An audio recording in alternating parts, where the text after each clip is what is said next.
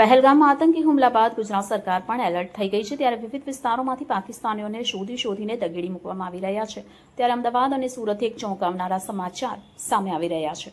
બંને મોટા શહેરોમાં દરોડા દરમિયાન શહેરમાંથી લગભગ 120થી વધુ શંકાસ્પદ બાંગ્લાદેશીઓ પકડાયાનો દાવો કરાયો છે, જેમાં મહિલા અને પુરુષ બંને સામેલ છે।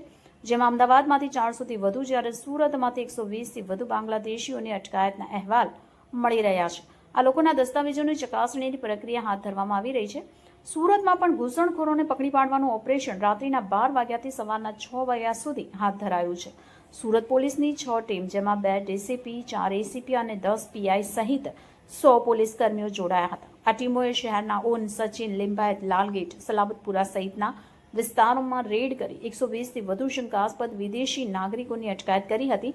બાદમાં તમામને પૂછપરછ અને જરૂરી ડોક્યુમેન્ટની તપાસ માટે પોલીસ હેડક્વાર્ટર લઈ જવામાં આવ્યા હતા। આમ જમ્મુ કાશ્મીર આતંકી હુમલા બાદ ગુજરાત પોલીસ એલર્ટ મોડમાં આવી છે, ત્યાં સુરત પોલીસે સૌથી મોટી કાર્યવાહી કરી છે। શહેરના અલગ અલગ વિસ્તારોમાંથી 100થી વધુ બાંગ્લાદેશી લોકોની અટકાયત કરી છે। સ્થાનિક પોલીસ સાથે ડીસીપી એસઓજી પણ જોડાઈ હતી।